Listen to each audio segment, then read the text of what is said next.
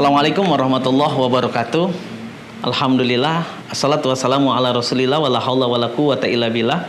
Sahabat-sahabat UD, Allah subhanahu wa ta'ala berfirman, wa masalul ladzina yunfiquna fi sabilillah kamasali habbah ambatat sab'a sanabila wa fi kulli sumbulatin mi'atu abbah wallahu yudha'ifu liman yasha.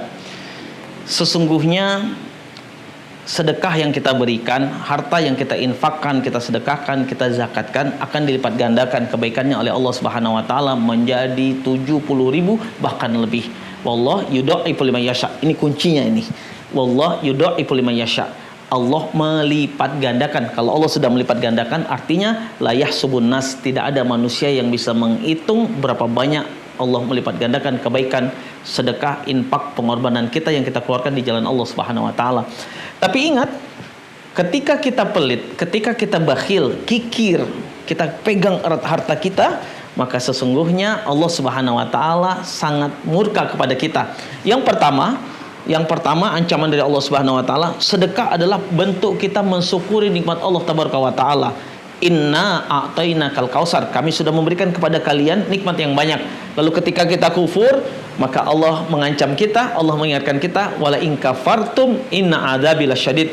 Kalau kalian kufur atas nikmatku, pelit, bakhil kalian, kikir kalian, maka sungguh azabku sangat pedih. Yang kedua, ancaman yang kedua, harta yang Allah berikan kepada kita akan dimintakan pertanggungjawabannya oleh Allah Subhanahu wa taala. Semuanya akan dimintakan pertanggungjawabannya oleh Allah Subhanahu wa taala, dan ini akan ditanya di akhirat kita. Min aina iktasabahu wa fima anfaqahu, dari mana didapatkan dan kemana dibelanjakan harta tersebut. Harta yang tidak pernah disedekahkan, harta yang tidak pernah dikorbankan di jalan Allah, tidak pernah dikeluarkan zakatnya, tidak pernah diinfakkannya, fa asbahu aqra, maka Allah Subhanahu wa taala menjadikan harta kita menjadi ular yang paling ditakuti oleh penduduk kubur, namanya ular aqra. Kita berkata, ketika kita dimasukkan ke liang lahat, kita bertanya kepada ular ini, ma anta, siapa engkau? Wa qala al-aqra nahnu amwaluk, kami harta benda yang tidak pernah engkau sedekahkan, kami harta benda yang tidak pernah engkau infakkan, kami harta benda yang tidak pernah engkau zakatkan, tidak pernah engkau korbankan. Fakut amwalak, maka ambil nih harta bendamu. Ular aqra, jelmaan harta benda kita tadi, menggigit tubuh kita, hancur, diciptakan lagi, hancur, diciptakan lagi ila yaumil ma'lum, sampai hari kiamat. Ancaman yang ketiga, sahabat-sahabat UD, yang Allah berikan kepada kita ketika kita pelit, malaikat pada asar datang kepada Allah Subhanahu wa taala dan berdoa, Allahumma a'ti mumsikan talapan.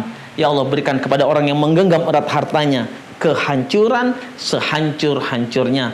Pastajaballah, dikabulkan oleh Allah Subhanahu wa taala. Kata-kata talafan, hancur sehancur-hancurnya, Ude bisa kasihkan contoh, sahabat-sahabat Ude. Ketika pipi kita digigit oleh seekor nyamuk, tangan refleks lalu kita pukul. Nyamuk yang gigit pipi kita jatuh, sayapnya sudah putus, kaki yang sudah patah satu. Lalu kita ambil dengan jari jemari kita, kita remas. Kita remas sampai tidak berbekas di jari jemari kita. Itulah arti doa malaikat ba'da asar datang kepada Allah. Allahumma ati mumsikan talapan.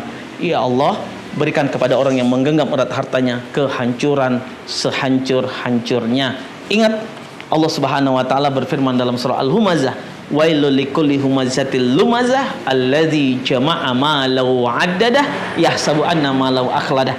Celakalah, siapa yang celaka? Orang yang suka mengumpat, orang yang suka ngomongin orang lain. Lalu siapa yang celaka? Orang yang suka mengumpul-ngumpulkan hartanya tapi dia pelit. Yang ketiga, siapa yang celaka? Orang yang suka menghitung-hitung hartanya.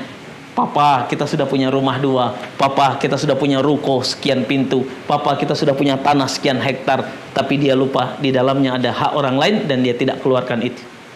Di dalamnya ada orang lain dan dia tidak keluarkan itu, maka dia tergolong orang-orang yang diancam oleh Allah Subhanahu wa taala, orang-orang yang celaka. Mudah-mudahan bermanfaat. Assalamualaikum warahmatullahi wabarakatuh.